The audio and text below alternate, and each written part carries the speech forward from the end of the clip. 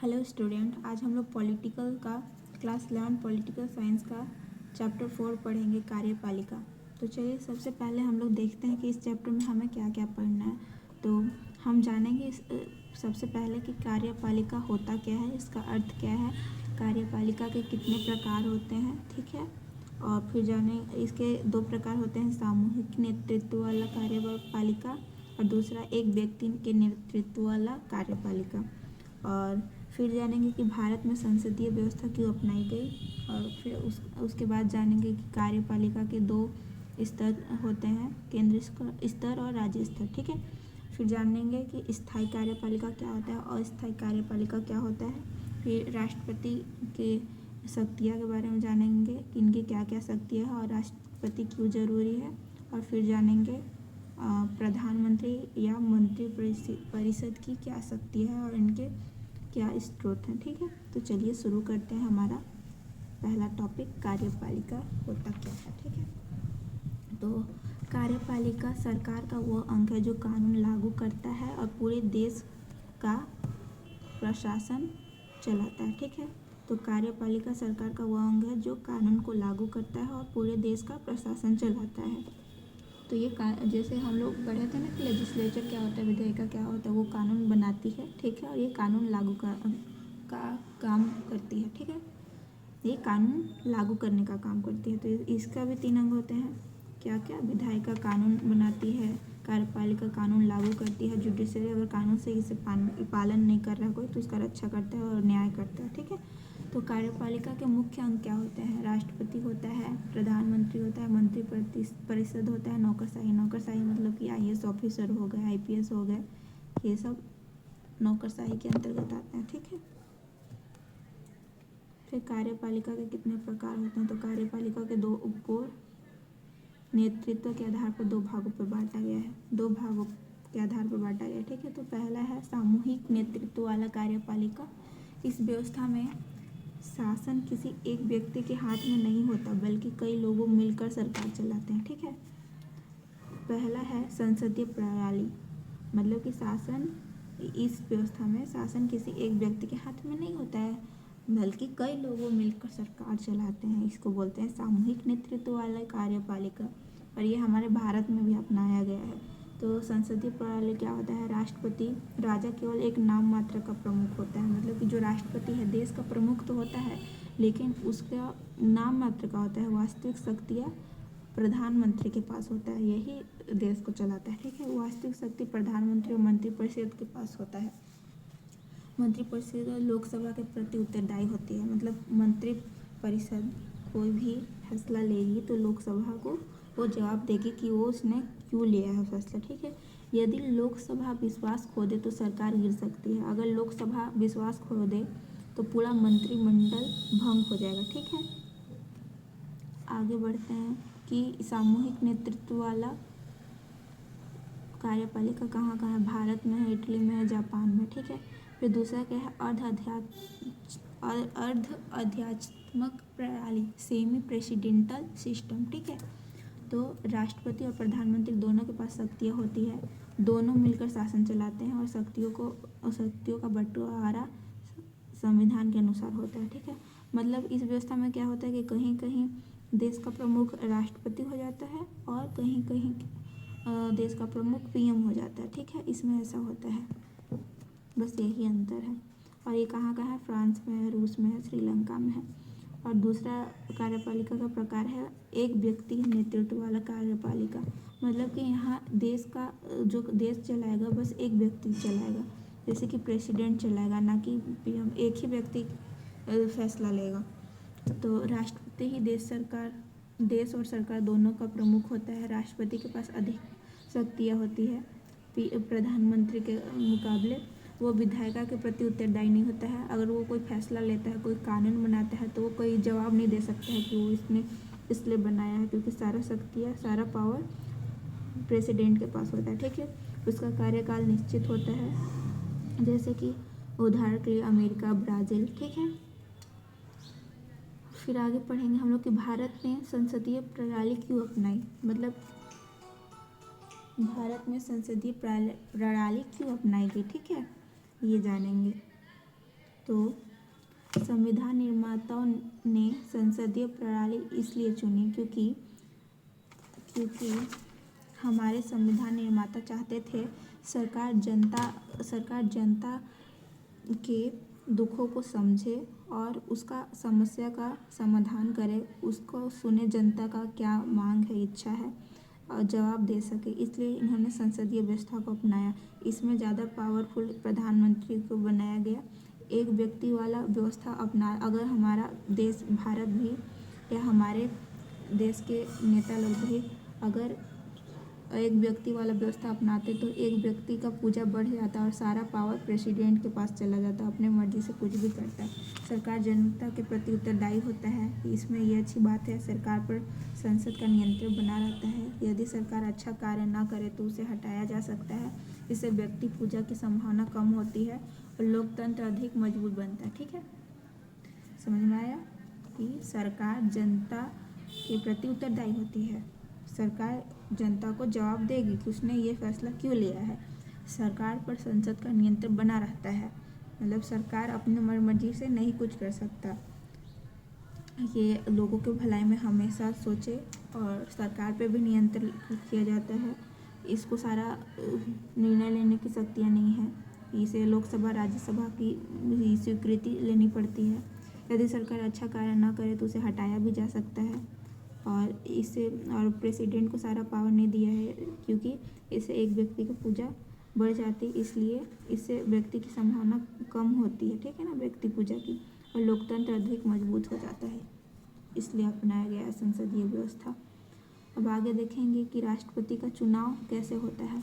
ठीक है, तो राष्ट्रपति का कार्यकाल 5 वर्ष होता है। 5 वर्ष तक ये अपने शासन पर बना रहता है और चुनाव अप्रत्यक्ष से होता है, मतलब इनडायरेक्ट रूप से होता है, जनता द्वारा नहीं चुना जाता।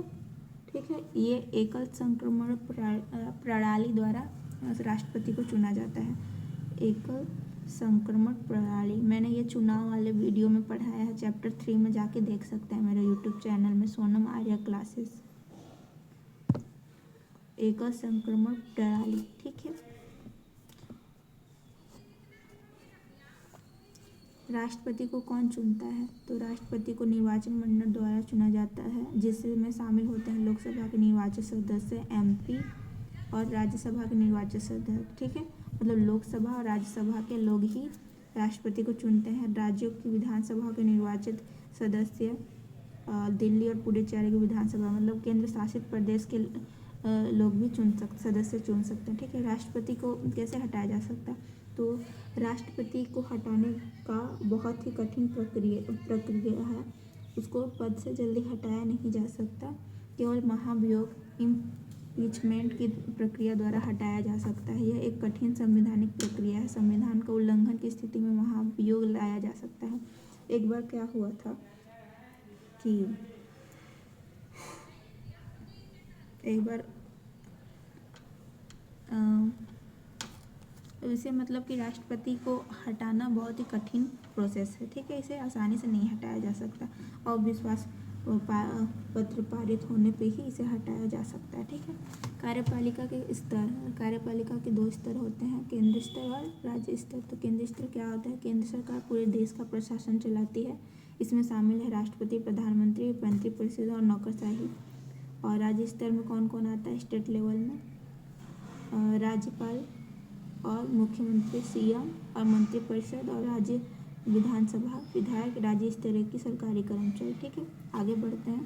कार्यपालिका के प्रकार कितने होते हैं, तो कार्यपालिका के 2 प्रकार होते हैं। ठीक है, स्थायी कार्यपालिका।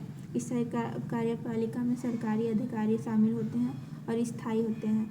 ये अपनी योग्यताओं के द्वारा चुने जाते हैं। ये और ये कभी भी भंग नहीं हो सकती, इसका क्वालिटी ये होता है। और UPSC या राज्य लोक सेवा आयोग द्वारा चयन होता है। सरकार बदलने पर भी कार्य करते रहते हैं। इन्हें आसानी से हटाया नहीं जा सकता। प्रशासन को लगातार चलाते हैं।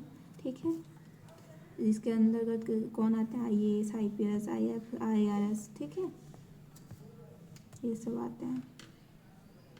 अब चलिए, राजनीतिक कार्यपालिका या अस्थायी कार्यपालिका क्या होता है।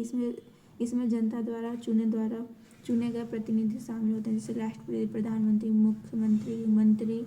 इसका विशेषता क्या है? निश्चित कार्यकाल होता है, ठीक है। 5 वर्ष 6 वर्ष के बाद इन्हें हटना पड़ता है या दोबारा वोट जीतना पड़ता है। सरकार बदलने पर बदल सकता है, इन लोग का पद नीतियाँ बनाते हैं और प्रशासन नेतृत्व करते हैं। ये कभी भी भंग हो सकते हैं, ठीक है। ये अस्थायी होते हैं। तो हम लोग जानते हैं यूपीएससी क्या होता है, संघ लोक सेवा आयोग। तो इसमें आईएएस, आईपीएस तथा अन्य अखिल भारतीय केंद्रीय सेवाओं के लिए परीक्षा आयोजित किया जाता है, ठीक है। योग्य अधिकारियों का चयन करना पड़ता है। केंद्र सरकार को भर्ती संबंधी सलाह देना पड़ता है, ठीक है। इसे यूपीएससी तो आप लोग सुने ही होंगे। इसमें योग्यता के आधार पर चुना जाता है। ये बहुत ही मतलब पूरे देश का सबसे कठिन परीक्षा होता है, ठीक है।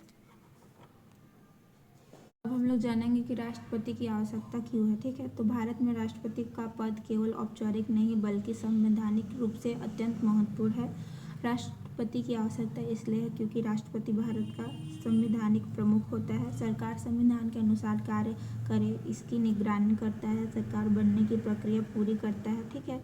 प्रधानमंत्री और मंत्रिपरिषद की नियुक्ति करता है, संसद द्वारा पारित विधेयक को स्वीकृति देता है और आपातकाल जैसी विशेष परिस्थितियों में महत्वपूर्ण भूमिका निभाता है और देश का औपचारिक प्रतिनिधित्व करता है, ठीक है। तो इसमें क्या होता है ना कि राष्ट्रपति का हम लोग को क्यों ज़रूरत पड़ा। तो राष्ट्रपति भारत का संवैधानिक प्रमुख होता है, मतलब कि ये संविधान के मुताबिक ये प्रमुख होता है, देश का, पूरे देश का राजा होता है। सरकार संविधान के अनुसार कार्य करता है और उस पर निगरानी रखता है कि कार्य सही से हो रहा है कि नहीं, ठीक है। देखभाल करता है कि राजा की तरह। सरकार बनने की प्रक्रिया पूरी करता है, मतलब जो भी सरकार बनते हैं उसमें उस प्रक्रिया को वो पूरी कराता है। प्रधानमंत्री मंत्रिपरिषद की नियुक्ति कराता है, संसद द्वारा पारित नियमों या कानूनों को स्वीकृति देता है, आपातकाल जैसी विशेष परिस्थितियों में महत्वपूर्ण भूमिका निभाता है, देश का औपचारिक प्रतिनिधित्व करता है, ठीक है। अब हम लोग आगे बढ़ते हैं। राष्ट्रपति की शक्तियाँ क्या होती है। तो पहला कि वीटो पावर, मतलब जिसके द्वारा राष्ट्रपति किसी विधेयक को हस्ताक्षर रोक सकता है। मतलब कोई अगर लोकसभा राज्यसभा द्वारा कानून आता है और कानून बनने के लिए राष्ट्रपति को साइन होना बहुत ज़रूरी है कि उसका साइन होगा तभी वो कानून बनेगा। तो राष्ट्रपति उस विधेयक को साइन करके छोड़ सकता है या फिर आवश्यकता होने पर उसे पुनः विचार के लिए वापस भेज सकता है या फिर उसको रद्द भी कर सकता है, ठीक है। और राष्ट्रपति फिर देर से साइन करेगा, ठीक है। सरकार का गठन करता है, मतलब कि लोकसभा चुनाव के बाद राष्ट्रपति बहुमत दल या गठबंधन के नेता को सरकार बनाने के लिए आमंत्रित करता है। प्रधानमंत्री की नियुक्ति करता है, राष्ट्रपति ही प्रधानमंत्री की नियुक्ति करता है और मंत्रिमंडल द्वारा भेजे गए प्रस्ताव को पुनः विचार के लिए भेजता है। और कोई भी नियम बनाया जाता है तो मंत्रिमंडल द्वारा जब तक राष्ट्रपति साइन न करे वो लागू नहीं होता है, ठीक है। आगे बढ़ते हैं। प्रधानमंत्री और मंत्रिपरिषद, ठीक है। प्रधानमंत्री और मंत्रिपरिषद का प्रमुख होता है। अब प्रधानमंत्री और मंत्रिपरिषद के बारे में हम लोग जान रहे हैं, ठीक है। तो प्रधानमंत्री मंत्रिपरिषद का प्रमुख होता है। ये सभी मंत्रियों की नियुक्ति राष्ट्रपति करता है, लेकिन प्रधानमंत्री की सलाह पर करता है, ठीक है। प्रधानमंत्री विभागों का बंटवारा करता है, मंत्रिपरिषद सरकार की नीतियाँ बनाता है और लागू कराता है, ठीक है। मतलब जो भी मंत्री हैं जैसे कि रेल मंत्री, शिक्षा मंत्री, तो कौन किस मंत्रालय में रहेगा ये सारा डिसीजन प्रधानमंत्री ही लेते हैं, ठीक है। और मंत्रिपरिषद का सरकार की नीतियाँ बनाती है और लागू करती है, यही फिक्स करता है कि कौन किस मंत्रालय में रहेगा। और प्रधानमंत्री मुख्यमंत्री बनाने के लिए संसद का सदस्य होना जरूरी है, ठीक है। अगर मुख्यमंत्री प्रधानमंत्री बनता है तो संसद का सदस्य होना जरूरी है और 6 महीने के अंदर संसद का सदस्य बनने के लिए वहाँ का क्या कहते हैं वो पंजीकृत करवाना पड़ता है। फिर सामूहिक उत्तरदायित्व होता है। पूरी मंत्रिपरिषद लोकसभा के प्रति सामूहिक रूप से उत्तरदायी होती है। यदि लोकसभा में अविश्वास पत्र पारित हो जाए, ठीक है, तो पूरी मंत्रिपरिषद को इस्तीफा देना पड़ता है, ठीक है। सभी मंत्रिपरिषद के निर्णय का सार्वजनिक रूप से समर्थन करते हैं। प्रधानमंत्री की शक्तियाँ के स्रोत, मतलब प्रधानमंत्री को कहाँ कहाँ से वो शक्तियाँ मिलता है। तो पहला है कि प्रधानमंत्री की शक्तियाँ कई स्रोतों में आती है। मंत्री परिषद पर नियंत्रण रखना, दूसरा लोकसभा में बहुमत नेतृत्व करना, शातिर दल को नेतृत्व करना, मीडिया और जनता तक प्रभावी पहुँच, चुनाव में व्यक्ति लोकप्रियता, अंतर्राष्ट्रीय सम्मेलनों में भारत का प्रतिनिधित्व, नौकरशाही पर प्रशासनिक नियंत्रण। मतलब कि पहला है कि मंत्री परिषद पर नियंत्रण रखता है, ठीक है, और दूसरा लोकसभा के सदस्यों को चुनता है, यही चुनाव करता है, ठीक है। मीडिया के माध्यम से लोगों को अपना सूचना पहुंचाता है, ठीक है। और सारे जितने भी IAS IPS होते हैं सब पर नियंत्रण यही रखता है प्रधानमंत्री, ठीक है। और कहीं भी जाते हैं तो ये कहीं भी दूसरे देश में जाते हैं तो ये राष्ट्रीय नेता के रूप में जाते हैं, ठीक है। और दूसरे देशों में से अच्छे तालमेल बनाए रखते हैं, ठीक है। तो इसी के साथ हमारा चैप्टर एंड होता है।